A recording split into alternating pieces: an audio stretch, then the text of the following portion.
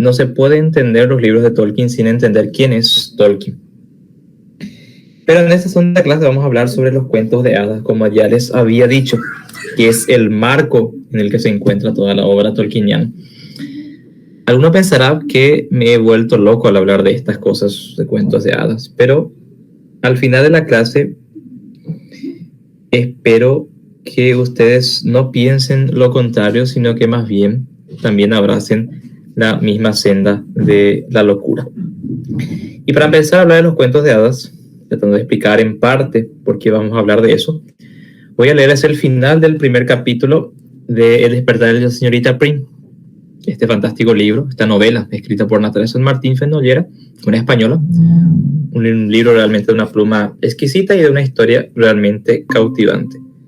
Les leo desde la página 76, el final del primer capítulo. No se podía decir que fueran niños normales, suspiró la bibliotecaria, mientras los que no conocen más o menos, los que no leyeron El despertar de la señorita Prim, les contextualizo un poquito. Es la historia de un hombre que contrató un hombre que tenía unos sobrinos, todos sobrinos suyos, a quienes educaba en su casa, y para lo cual contrató a una mujer venida de la ciudad. Ellos vivían en un pueblito así con costumbres medievales, y esta mujer lo que hacía era ordenar su biblioteca. Por eso va a aparecer como la bibliotecaria en este pasaje. Y ellos habían tenido muchas discusiones ya desde el inicio sobre la cuestión de la educación, ¿sí? Porque el hombre del Señor representaba a la educación clásica y la bibliotecaria, la señorita Prim, justamente, representa a la educación moderna. Entonces, en este pasaje, el hombre del Señor salió y encargó a los niños, le encargó a la bibliotecaria el cuidado de los niños que estaban jugando ahí en el patio. Comienzo de nuevo. No se podía decir que los niños fuesen normales, suspiró la bibliotecaria mientras se dirigía con paso rápido al jardín. Tras cruzar el desnudo paseo de hortensias, torció a la derecha para adentrarse en un cenador formado por las copas de 6 grandes plátanos cuyas hojas habían comenzado a caer. Allí, sobre 2 viejos bancos de hierro, estaba el cuartel general infantil de la casa. Cuando vieron a la señorita Prim entrar en su santuario, los niños se separaron inmediatamente. Vuestro tío me ha pedido que no os perdiera de vista, así que he venido a ver qué estabais haciendo, dijo con franqueza la bibliotecaria. No estamos haciendo nada, solo leíamos un libro de cuando éramos pequeños, respondió Séptimos. Séptimos es uno de los niños. Todos los niños tienen nombres latinos, así se van a identificar. ¿Y qué leíais?, dijo la bibliotecaria mientras observaba disimuladamente un pequeño libro de color amarillo que el niño tenía en la mano. La historia de un sapo al que le encantaba conducir, contestó este con aire de superioridad de quien cree tener un secreto imposible de adivinar. La señorita Prim sonrió con benevolencia. ¿Un sapo amigo de un topo, una rata y un tejón? Sorprendidos, los niños asintieron con la cabeza. ¿Lo conoce? Es un viejo libro, bastante viejo. Ya existía cuando la abuela era pequeña. Es bastante antiguo, dijo Séptimos con infinita seriedad. La biblioteca ahogó otra sonrisa. Lo he leído y también lo he estudiado. ¿Estudiarlo? ¿Por qué? Si solo es un libro de niños, exclamó Teresis con ojos muy abiertos. La señorita Prim se cruzó de brazos y miró el horizonte sobre las cabezas de los pequeños. Porque es algo más que un libro de niños. Es literatura. Y la literatura se estudia, se analiza, se busca sus influencias, se investiga qué se quiso decir con ella. Los niños la miraron fijamente mientras la suave luz de la tarde, que se filtraba a través de las amarillentas hojas de los árboles, dibujaba sombras vacilantes en sus rostros. Nuestro tío dice que hacer eso con los libros es estropearlos, señaló por fin Séptimos. Él odia todo eso de análisis de textos. Nunca nos ha obligado a hacerlo. Una oleada de fría indignación recorrió el ánimo de la bibliotecaria. Ah, sí, murmuró con acritud. Así que dice eso. Me cuesta creer entonces que haya conseguido que reconozcáis a Virgilio a partir de un solo verso. ¿Es posible hacer eso sin estudiar o analizar? ¿Acaso no sabéis partes de la Eneida de memoria? Creo recordar que fue eso lo que presencié la tarde en que llegué aquí. Sabemos muchas partes de poemas e historias de memoria. Es lo primero que hacemos con todos los libros, dijo Teresis con suave voz. Pero él dice que así se aprende a amar los libros, que tiene mucho que ver con la memoria. Dice que cuando los hombres se enamoran de las mujeres, aprenden de memoria su cara para poder recordarla después. Se fijan en el color de sus ojos, en el color de su pelo, en si les gusta la música, si prefieren el chocolate o las galletas, cómo se llaman sus hermanos, si escriben un diario, si tienen un gato. La señorita Prim dulcificó un poco su expresión.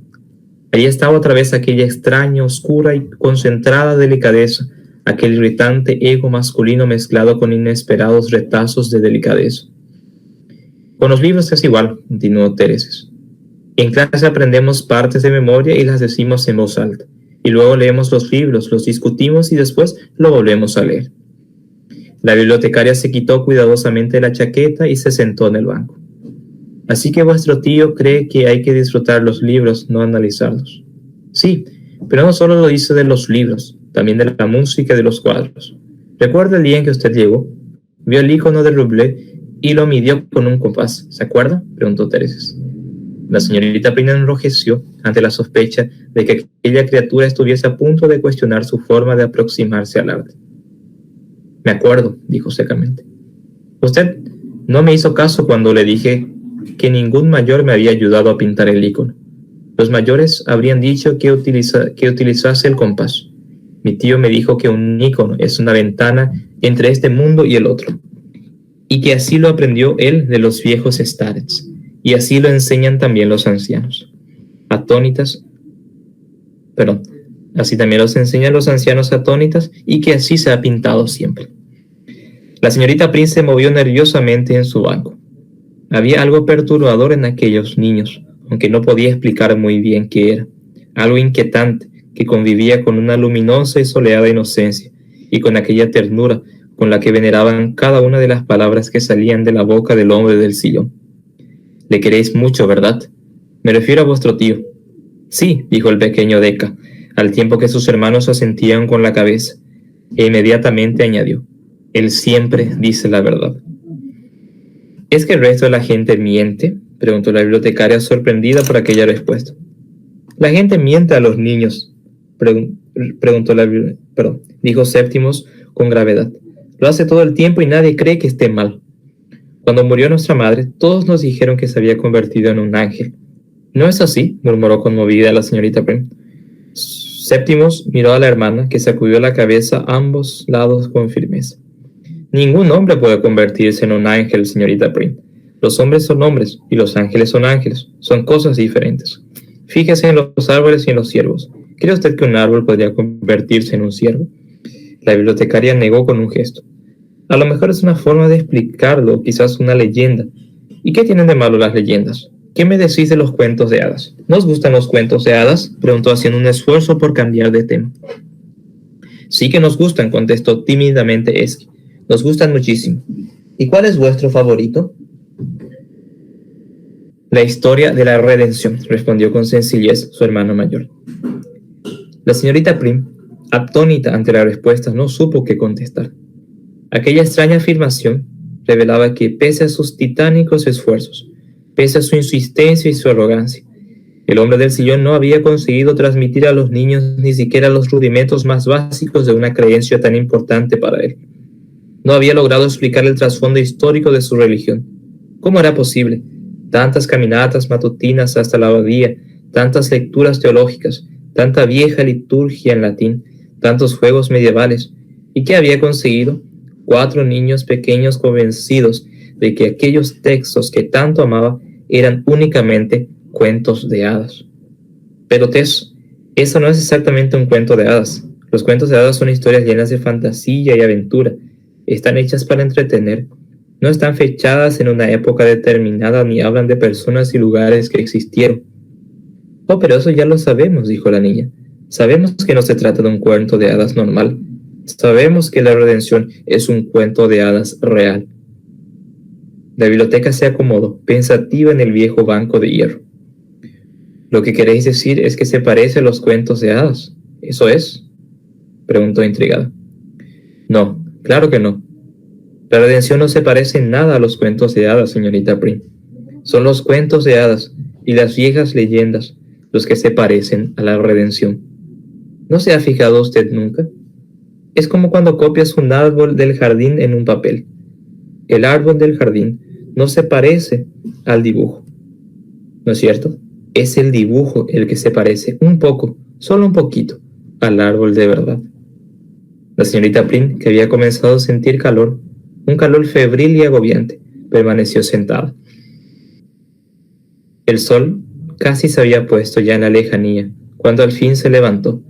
Dio permiso a los niños para ir a jugar un rato al estanque de las carpas y emprendió lentamente el camino de regreso a su habitación.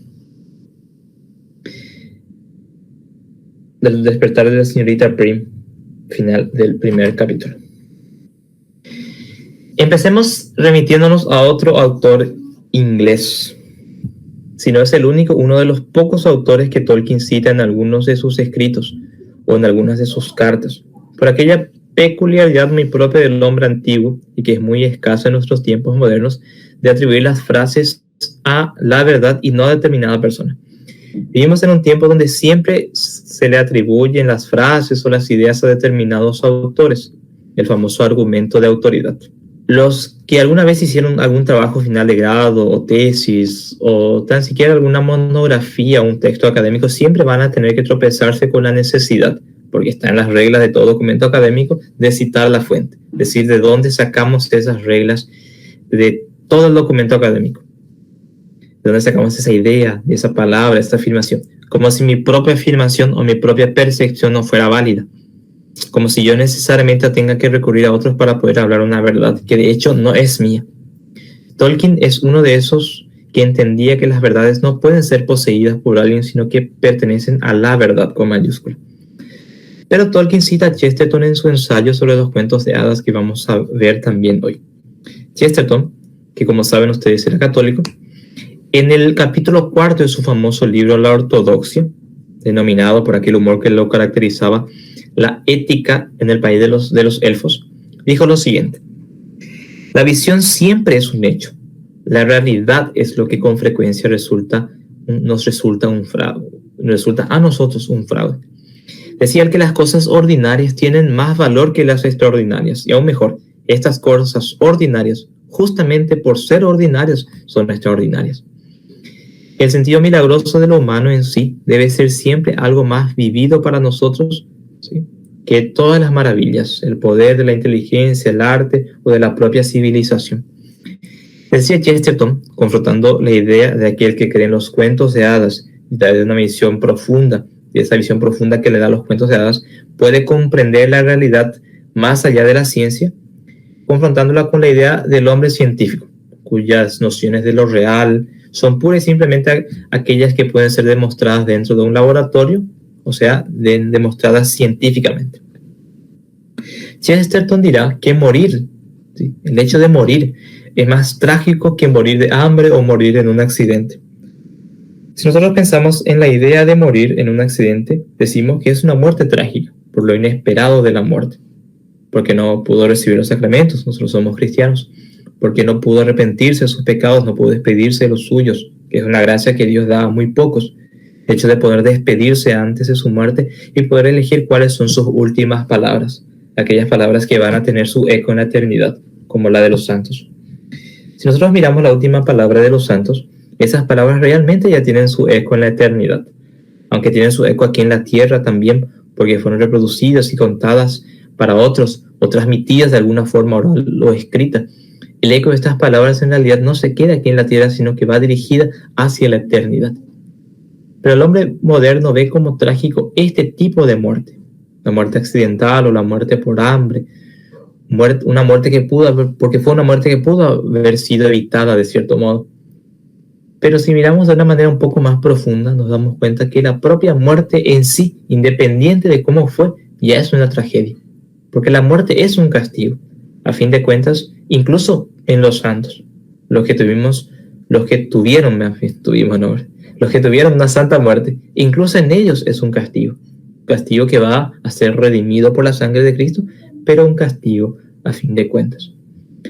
Una leyenda, dice Chesterton todavía, es tratada y debe ser tratada con más respeto que un libro de historia. ¿Por qué dice eso? Porque la leyenda generalmente la hace la mayoría. Más bien está escrita por un grupo de personas, por un grupo sensato del pueblo. Y el libro, o una simple historia, generalmente está escrita o contada por un hombre del pueblo. La tradición significa, entre otras cosas, la leyenda que transporta lo tradicional. No todas las historias son fuentes de tradición, sino solo aquellas que son dignas de ser leyenda.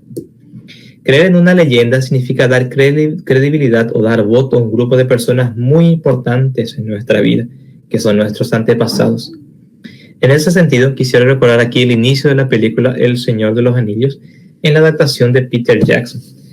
Ellos tuvieron que mostrar la Tierra Media y toda la historia precedente al anillo en 7 u 8 minutos, desde el Silmarillion, la primera batalla entre las huestes de Sauron, la primera alianza entre elfos y hombres, pasando por el encuentro del anillo, la pérdida del anillo, el daño de Isildur, pasando por el encuentro del anillo por parte de Gollum, pasando en otro momento crucial el hallazgo de este anillo por parte de Bilbo Bolsón y cómo llegó a la comarca.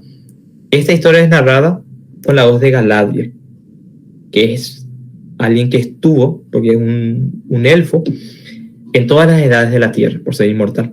Desde la primera edad, de hecho, porque conoce la historia de la forja de los anillos. De hecho, ella tiene uno de los anillos forjados por los elfos, y por Sauron, ¿verdad? Para los elfos, y puede hablar por eso con mucha propiedad. Pero en esa secuencia, al inicio de la película, hay una frase que está tomada de un actor americano que dice, refiriéndose al anillo, justo cuando el anillo se pierde ahí en el fondo del mar, dice: esta historia se volvió leyenda y la leyenda se volvió mito. Este proceso del paso de lo histórico a lo legendario y de lo legendario a lo mítico nos dice que al final de cuentas el mito es una recuperación factual, o sea, del hecho, de lo real que tiene la historia. Hubo algo que convirtió la simple historia en leyenda y la leyenda en un mito. Leyenda significa etimológicamente cosas que tienen que ser contadas, o sea, cosas que no pueden dejar de ser transmitidas o contadas. Si vemos que una historia es una que necesariamente se tiene que contar, estamos nosotros ante una leyenda. Pero cuando esta leyenda llega a tal punto de que más que una historia nos ayuda a iluminar nuestra vida, que nos ayuda a entendernos cómo somos, entonces estamos ante un mito. Pero este mito no está disociado de la realidad, justamente porque estuvo conectado íntimamente a una historia inicial. Chesterton dice por esto que siempre va a creer más en las fábulas de las viejas mujeres que en los hechos, ¿sí?, o en los chismes de viejas solteronas y chismosas. Para Chesterton, el país de las hadas, o el país donde se desarrollan o donde ocurren los cuentos de hadas, no es otra cosa que el reino del sentido común. Y es allí donde el hombre encuentra el sentido común. Y eso puede en gran medida explicar varios de los problemas de nuestro tiempo, donde estamos en una lucha en favor del sentido común. Las grandes luchas de nuestro tiempo contra el aborto, contra el matrimonio homosexual, contra la ideología de género, son luchas a favor del sentido común, o en favor del sentido común, en favor de que el pasto es verde, como diría Chesterton. Nuestros antepasados, los hombres de otros tiempos, se reirían de las luchas nuestras porque estamos luchando por cosas que son del sentido común. Ante el aborto, que es una lucha por defender una vida, porque los que están a favor del aborto generalmente son en contra de esa vida, pero a favor de otras vidas que son de menor importancia ontológica, como los animales o los microorganismos que habitan en Marte. Nuestro mundo está perdiendo el sentido común, porque se multiplicaron en nuestro tiempo no solo las clínicas de aborto, sino también los salones de belleza para perros y para gatos al mismo tiempo. Y diría yo que en igual proporción. Chesterton encuentra entonces el sentido común en los cuentos de hadas. Y como cuentos de hadas se contaban a los niños, es fácil ver cómo en otros tiempos pretéritos estas nociones eran incorporadas desde la niñez. Él encuentra, por ejemplo, en la Cenicienta la misma lección del Magnificat, porque el Magnificat, el himno, el canto que entonó Nuestra Señora al recibir el saludo de su prima Santa Isabel, él proclama mi alma la grandeza del Señor, canta en una parte, derriba del trono a los poderosos y enaltece a los humildes. Así como Cenicienta, que fue humillada y por su humildad fue enaltecida. La lección de la bella y la bestia, que nos enseña que las cosas, antes de ser amables, o sea, dignas de amor, deben ser amadas. Porque la bestia no es amable, porque era una bestia. No era digno de amor. No era digno de amor. Pero aún así fue amado. Y después de ser amada, la bestia, entonces se tornó amable. Y al ser amada, cambió su forma. Es lo mismo que sucedió con el hombre. El hombre por el pecado no es digno de amor, pero Dios nos amó primero, dice la Sagrada Escritura. La lección de la Bella Durmiente, por ejemplo, que nos dice cómo, o nos cuenta cómo la criatura humana, al nacer, le fue regalada toda clase de bendiciones, y no obstante, a pesar de todas estas bendiciones, fue maldecida con la muerte. Pero esta muerte a veces puede dulcificarse y convertirse en algo como un sueño. Puede hacerse más dulce hasta que tenga impresión de que es un sueño. La muerte de los santos, por ejemplo. Y de modo preeminente, la de nuestra Madre, la Virgen. En la Iglesia nunca se determinó, sí, por lo menos en la Iglesia romana, si nuestra Madre murió o durmió. Los ortodoxos sí celebran la dormición de la Virgen. Nosotros celebramos la Asunción de la Virgen al cielo, ¿sí? Que es un dogma. Y este dogma que fue proclamado del siguiente modo, que terminados los días de su vida sobre la tierra, fue asunta al cielo. Dice, no expresa si murió o no, ¿sí? Hay razones teológicas para el sí y también razones teológicas para el no. Podemos explicar, continúa diciendo Chesterton, que ahí está la genialidad de este autor gordito. Hay una incredulidad por parte de los científicos para poder decir que existen los dragones o que un oso se puede convertir en un tigre. ¿Sí? Ellos no creen en eso, pero ellos al mismo tiempo creen que un huevo se puede convertir en un ave. Sabemos nosotros que la conversión del huevo en ave se puede demostrar científicamente en laboratorio y con miles de procesos, complejísimos procesos, por cierto. Pero así como podemos decir que un huevo seco puede convertir en un ave, podemos decir que la ciencia no puede explicar toda la realidad. Si nosotros miramos a la luna, vemos que, bueno, y gracias a la ciencia sabemos que la luna es una cosa redonda, ¿sí? Como una pelota. Pero lo que nosotros vemos es un círculo. Nosotros no vemos la redondez de la luna, solo vemos un círculo luminoso. Y aunque tengamos miles de datos científicos sobre la luna, siempre ante nuestros ojos va a presentarse como un disco luminoso. Por la distancia, nosotros solamente vemos una cosa plana y colocando un dato más, siempre la misma cara de la luna. Para nosotros siempre va a ser un disco luminoso. Es lo que Chesterton habla sobre la realidad para un científico y la realidad para un hombre. De que existe algo mágico en la vida humana, algo que no se explica, que no se explica sino con la magia, aunque se puede explicar científicamente. Nosotros podemos dar el paso siguiente, ya que la ciencia solamente llega a abrazar una parte de la realidad material. Otro ejemplo son las Tres Marías, estas estrellas.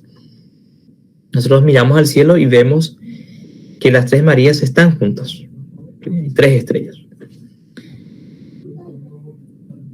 Pero científicamente nos pueden decir lo siguiente, de que una está a 5 mil millones de kilómetros, de 5 mil millones de años luz, otra está que a 7.200 y otra, y que con una constelación diferente además, y que la otra ya no existe, ¿sí? Porque se apagó, pero su luz nos sigue llegando por la distancia, pues ustedes saben que hay estrellas que nosotros vemos ahora y que ya no existen. Porque por la distancia simplemente sigue llegando su luz. De hecho, cuando el sol se apague, bueno, si se apaga, tardaremos 7 minutos en enterarnos, digamos. No va a ser instantáneo. Y estamos hablando de velocidades, estamos hablando de la velocidad de la luz, ¿sí? Pero aunque ya no existan esas estrellas, ¿sí?, ante mis ojos la realidad me dice que sí existen. Y las tres Marías sí están juntas, ante mis ojos están juntas. Las 4 estrellas de la Cruz del Sur también son un grupo de estrellas que pueden estar lejanísimas unas de otras, pero mi contacto con ellas es que están juntas, ¿sí? Cuando nos preguntan por qué los huevos se convierten en aves y por qué los frutos caen en otoño, debemos contestar exactamente como contestaría el hada madrina de Cenicienta. Si esta es la pregunta. ¿Por qué los ratones se convierten en caballos y sus vestidos desaparecen al dar medianoche? Debemos contestar que por magia. Y magia en el sentido de que todas las cosas que ocurren en nuestra vida y en todas las vidas, en el sentido de que todas las cosas que ocurren en nuestra vida y en todas las vidas se dan por algo que Chesterton llama magia. Porque para Chesterton las mismas palabras son mágicas. No como en Harry Potter, con conjuros que son capaces de cambiar la realidad. Pensemos en la magia de la palabra constelación. Esa palabra es dueña de un hechizo tan poderoso que puede agrupar estrellas lejanísimas y aún estrellas inexistentes. Las únicas palabras que siempre me satisfacieron para describir a la naturaleza, lo dice nuestro autor, son las empleadas en los libros de cuentos de hadas, tales como encanto, hechizo, encantamiento. Expresan la arbitrariedad del hecho y su misterio. Que las cosas no ocurren por una lógica matemática, sino porque están dentro de una ley que supera la lógica matemática. Un árbol da fruto porque es un árbol mágico. El agua cae en la montaña porque la montaña está embrujada. Que la ciencia intente resolver problemas de estas preguntas respecto a la naturaleza no es un problema, ¿sí? Pero tienen que entender que no deja de ser un misterio. La vida humana no deja de ser un misterio. Dios no tuvo por qué crearnos. No había necesidad de tener el universo por parte de un Dios perfectísimo en crearnos. Sin embargo, quiso crearnos y colocarnos como culmen de su creación, por un misterio insondable, que es lo que nosotros llamamos magia. Porque la magia para Chesterton y también para Tolkien no es la magia de Harry Potter y la magia de carácter utilitario, como un instrumento que puede servir tanto como para el bien como para el mal. La magia para Chesterton y principalmente para Tolkien es un don. Es el modo como las cosas se dan, como un gran encantamiento. Una imagen preciosa que pone Chesterton en su ensayo, en su libro, en este libro ortodoxo, en su capítulo 4, es el de sentimiento. Y es que un sentimental, dice, puede llorar por el perfume de una flor de manzano, a causa de que por una nebulosa asociación personal de ideas le recuerda a su infancia, ¿sí? Entonces siente el perfume de la flor de manzano, recuerda su niñez y se emociona. Así también el profesor materialista, cientificista, aunque esconda sus lágrimas, también es un sentimental, dice, porque por una nebulosa asociación personal, así como el sentimental, la flor de manzano le recuerda las manzanas. Ahí está la magia del hombre, de poder asociar cosas que parecen no tener sentido o no parecen tener unión. La flor de manzano, para el sentimental que usa sus sentimientos, puede recordar su infancia. Para el científico, eso también es una magia, sentido también es sentimental, le recuerda una manzana, aunque una flor y una manzana son completamente diferentes, aunque sean del mismo árbol. Lo que está diciendo Chesterton es que en este mundo no solo existen las cosas lógicas, porque un huevo puede convertirse en un ave, pero también en una tortuga. ¿Y cuál es la lógica de un huevo convertido en un pollo y el huevo convertido en la tortuga? Científicamente se puede explicar con complejísimas explicaciones, pero la lógica humana no puede resolver todas las preguntas del universo.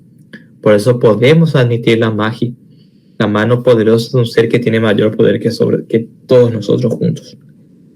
Otra imagen fantástica de Chesterton es la que describe un poco nuestro mundo moderno. Dice Chesterton que al hombre moderno si le contamos que detrás de esta puerta hay un dragón, no nos creería. Pero si le decimos eso a un niño de 7 años, quedaría encantado con la idea de imaginarse que detrás de esa puerta hay un dragón. Pero a un niño de 3 años, si le contamos la misma historia, quedaría encantado solamente con la puerta. Porque a los chicos les gustan los cuentos románticos, ¿sí? Pero a los bebés les gustan los cuentos realistas, porque tienen mayor contacto, o sea, lo real, ¿sí? lo cercano les sorprende más. Las fábulas cuentan, por ejemplo, que las manzanas son doradas. Y eso hacen porque buscan volvernos a ese asombro que nos recuerda el momento en que descubrimos que las manzanas eran rojas. Chesterton va a decir que el hombre es un ser simbólico, entendiendo símbolo desde el punto de vista etimológico, que viene de la palabra symbalion, que es un artefacto de dos partes que se encajan. El hombre es como una parte que busca constantemente la otra que le falta. Y la parte que le falta es lo que va a explicar lo que él es. ¿Sí? Por eso el hombre está tan inclinado al símbolo. Hasta ahí la referencia a Chesterton. Pasemos a Tolkien. Tolkien va a escribir en 1939, ya 2 años después de la publicación del Hobbit, que fue en el 37, un ensayo sobre los cuentos de hadas. Fue reeditado en el 45, ¿sí? Después conoció a Lewis, volvió a hablar principalmente del tema con él, porque tenía ideas diferentes respecto a los cuentos de hadas. No de los cuentos de hadas, sino de la aplicación de ellas, ¿sí? Sobre la alegoría y la aplicabilidad, que fue la gran discusión entre Tolkien y Lewis. Y termina publicando eso junto con la hoja de Nigel en el 66. El ensayo sobre el cuento de hadas, dice Tolkien, que entrar en el reino de los cuentos de hadas es una empresa arriesgada, porque es lugar alto y ancho, profundo y lleno de hadas y cosas divertidas. Y uno tiene que sentirse dichoso de poder haber vagado por este reino. Pero así como es dichoso o es bueno estar ahí, también es peligroso. El peligro de andar en el reino de las hadas es de hacer demasiadas preguntas. Y porque al hacer demasiadas preguntas se pueden cerrar las puertas y se pueden perder las llaves. Buscando el significado de los cuentos de hadas, Tolkien dice que no existe en el Oxford Dictionary ninguna referencia a la combinación cuento-hadas. Pero hay una referencia en uno de los apéndices que dice que los cuentos de hadas, que de hecho es la única definición que encuentra, son seres sobrenaturales. Y él encuentra dificultad en aplicar el término sobrenatural a las hadas, porque él ve que las hadas, que el término sobrenatural no se aplica tanto a las hadas si comparamos las hadas con los seres humanos, con el hombre, que sí tiene un camino sobrenatural. ¿Sí? El hombre es mucho más sobrenatural que las hadas. Por eso para él el término sobrenatural es un término que sobrepasa a las hadas. ¿Sí? El cuento de hadas, dice Tolkien, que va a ser aquel que hace uso de la fantasía, o sea, va a ser aquel que hace uso de las fantasías, entendiendo fantasía como magia. Otra vez volvemos a ese término que ya usó Chester. ¿Cuál es la magia del cuento de hadas? La magia del cuento de hadas, o la magia del ser humano, es el poder llegar a tal nivel de abstracción y de generalización que puede inventar el adjetivo, dice Tolkien. Porque una cosa es el pasto verde y otra es la idea del verde, que es realmente una magia. El hombre tiene como una magia de poder mirar una cosa y sacar una noción accidental de él. Si yo miro este bolígrafo que es negro, yo puedo quitar la noción de negro y aplicar esta negrura a cualquier cosa. Puedo imaginarme un vaso negro, un sol negro, una hoja negra, un hombre negro, una computadora negra, un mar negro, un mundo negro. Ahí está la magia, según Tolkien. Que los hombres ya tenían la capacidad de colocar nombres a las cosas. En el Génesis, Dios da a Adán el encargo, pero no da por acaso, porque no existen las casualidades. El hombre, antes de la caída, por los dones preternaturales, que tenían podía mirar una cosa y captar completamente su esencia y colocar un nombre acorde a esa esencia. El hombre ya tenía la capacidad natural del sustantivo, o sea, de la sustancia de las cosas. Pero la magia del hombre está, y eso le fue dado como don, tanto en el sustantivo, pero sobre todo en el adjetivo. Y eso lleva a lo que Tolkien llama invención. Así como yo puedo inventar un mar negro, porque yo puedo llegar a la noción de negro y puedo crear un mar negro, eso se llama inventar. Pero ahí Tolkien se remite a la idea etimológica de la invención.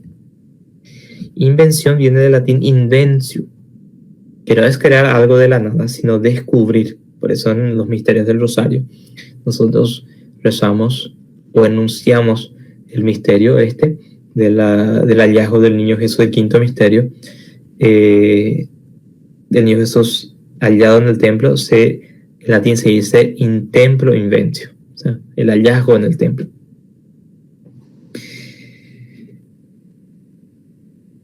O sea, no es una creación de la nada, ¿sí? Es encontrar algo y darle una forma acorde al conjunto de imágenes que tengo en mi cabeza, ¿sí?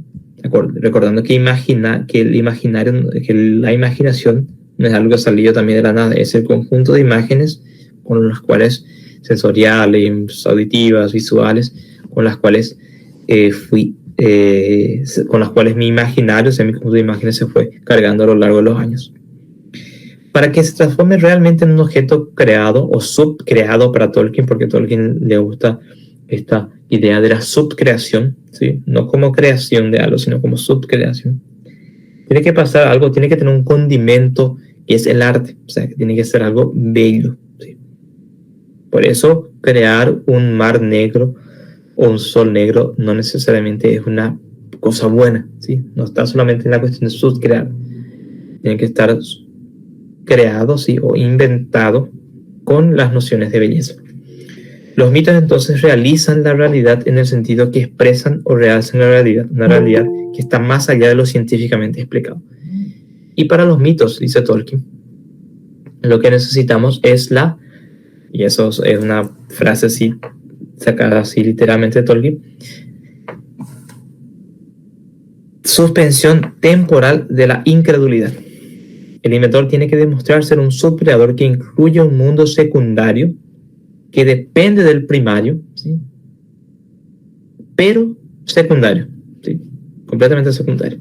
No un mundo de la nada, sino que un mundo que depende del primario, cuyas reglas son propias, ¿sí? Entonces la imaginación que pasa por el arte, entonces tenemos la subcreación. ¿Y cuál es la característica de lo subcreado? De que produce asombro. Otra capacidad que nosotros hemos perdido y que notamos mucho en los niños. Los niños son muy propensos a asombrarse.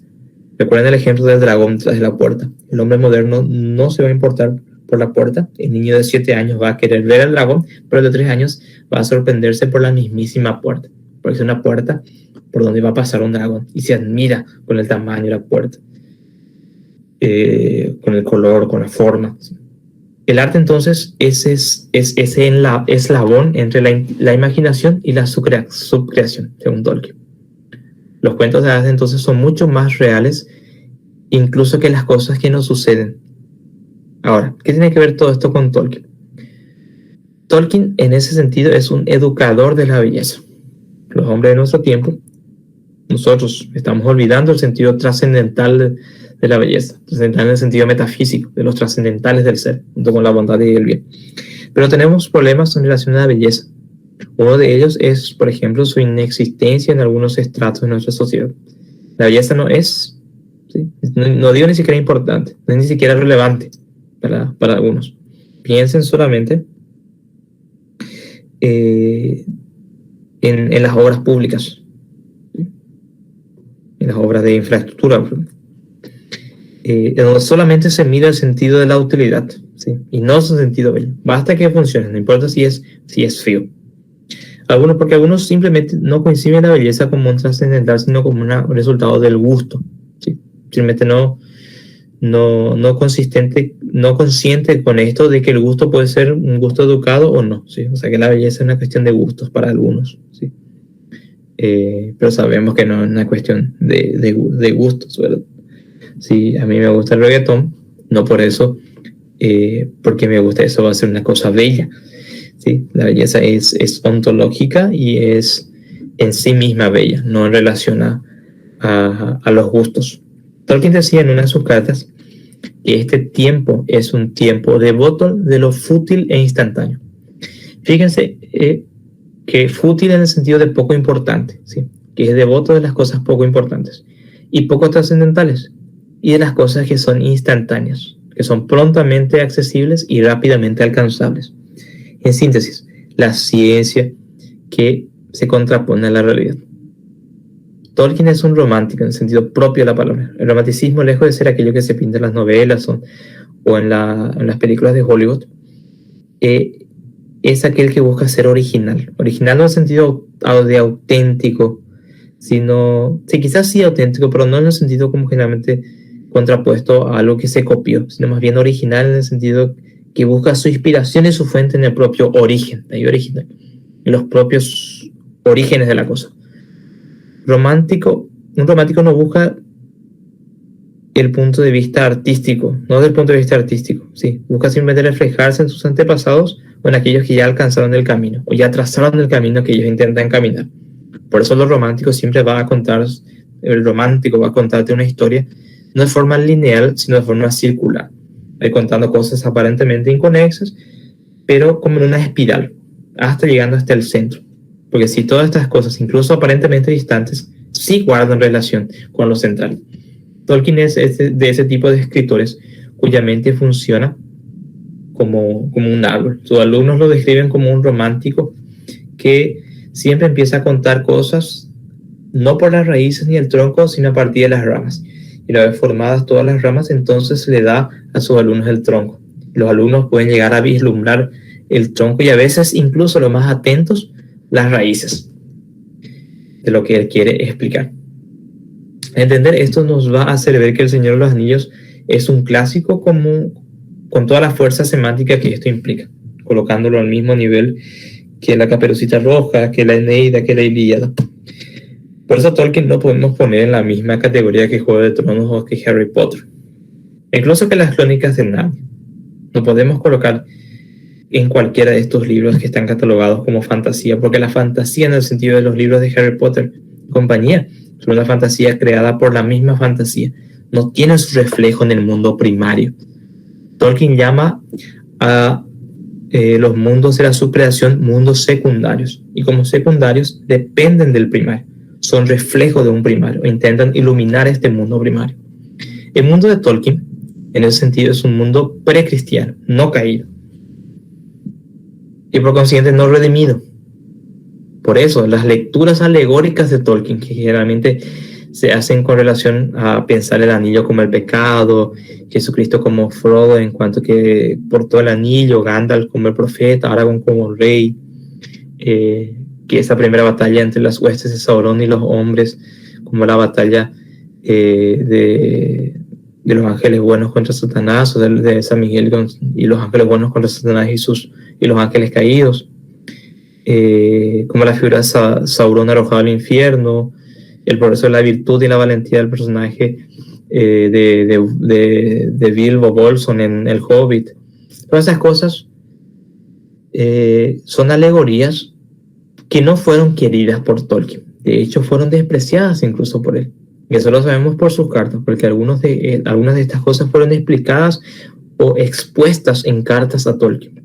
Y respondía muy amablemente que estas cosas de hecho son así, que se pueden aplicar, que el sentido de la simbología cristiana está muy presente porque él era profundamente católico y su catolicismo trasluce en sus obras, pero eso no es intencional, dice. Él no buscaba eso. Él de hecho despreciaba las alegorías porque decía que era como una especie de forzar la mente del lector a pensar de una forma.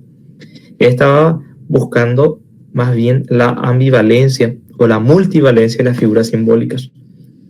La figura del anillo, que puede ser pecado, como también puede ser muchísimas otras cosas dependiendo del cristal con que se los mire, porque la realidad es poliédrica y polisémica. Nosotros pensamos en la realidad del agua. El agua es transparente, pero de noche el agua es oscura. O sea que hay una fuerza que hace que el agua sea transparente, que es la fuerza de la luz, pero ante la ausencia de esta fuerza el agua se vuelve oscura. O sea que el agua no se ve, pero cuando el agua con toda la fuerza de la luz tampoco se ve porque el agua es incolora. Eso es lo que Tolkien quiere hacernos entender, de que las cosas no se pueden mirar, la realidad es poliédrica, es como un poliedro, como un cuerpo de varios lados. En fin, Tolkien entonces crea un mundo, pero este mundo no es un mundo redimido, y ahí está, a mi parecer, la gran genialidad de Tolkien. Pensemos, es fácil, digamos, así entre comillas, para nosotros hacer el bien, fácil en el sentido moral, puesto que por la concupiscencia nos cuesta una enormidad hacer el bien, la verdad. Por acá, o sea, aquella inclinación que tenemos nosotros hacia el pecado, consecuencia del castigo de nuestros primeros padres, por la concupiscencia. Pero nosotros tenemos un motor para hacer el bien. Tenemos la promesa del cielo, o en el peor de los casos tenemos el temor al castigo divino, temor al infierno. Pero piensen, ¿por qué Frodo decidió cargar el anillo y llevarlo hasta el mismísimo monte del destino para destruir? Si en el mundo de Tolkien no había cielo ni infierno, ni redención. No se mencionan dioses, no hay culto, no hay iglesias, no hay templos, no hay ceremonias litúrgicas. ¿Qué es lo que mueve a los personajes a hacer el bien? En ese sentido, podemos recordar la poesía de Santa Teresa. No me mueve mi Dios para quererte, el cielo que me tienes prometido, ni me mueve el infierno tan temido para dejar por eso de ofenderte.